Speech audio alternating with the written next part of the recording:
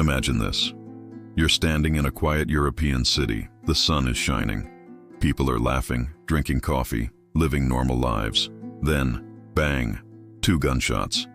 And just like that, the entire world begins to fall apart. Millions will die. Empires will collapse. And a war unlike anything humanity has ever seen will begin. But here's the question. How did 2 bullets spark a war that consumed the entire planet? The date is June 28, 1914. Archduke Franz Ferdinand of Austria-Hungary is visiting Sarajevo. He's not particularly loved, but no one expects what's about to happen. A young man named Gavrilo Princip steps forward. He pulls out a gun and fires. That moment triggers a chain reaction no one can stop. Within weeks, alliances activate like dominoes. Austria-Hungary declares war on Serbia. Russia mobilizes to defend Serbia. Germany declares war on Russia. France joins Russia. Britain joins France. And just like that, the world is at war. But here's something chilling.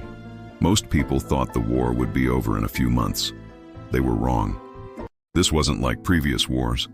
This was industrial war. Machine guns could fire hundreds of bullets per minute. Artillery could destroy entire towns from miles away. Poison gas choked soldiers where they stood. And then there were the trenches. Miles and miles of muddy, rat-infested ditches where soldiers lived, fought, and died. Imagine this. You're standing in knee-deep mud. It's freezing cold. Bodies lie just meters away. And at any moment, you could be ordered to climb out and run straight into enemy fire. This was daily life.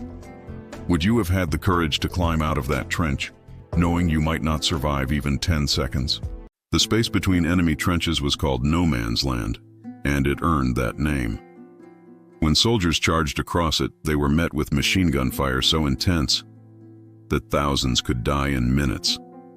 In one single battle, the Battle of the Somme, over 1 million soldiers were wounded or killed. On just the first day, nearly 60,000 British soldiers fell. Think about that. That's tens of thousands of lives, gone in hours. And for what?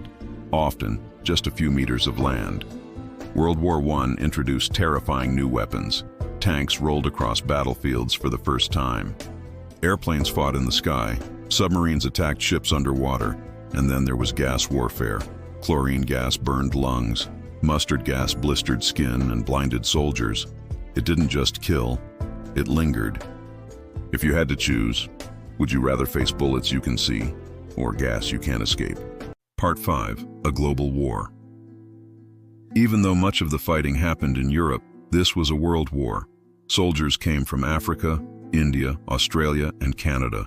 Over 70 million military personnel were mobilized. And civilians weren't safe either. Cities were bombed, food shortages spread, families were torn apart. This wasn't just a war between armies. It was a war that touched everyone. Part 6. The Turning Point. By 1917, the war had dragged on for years.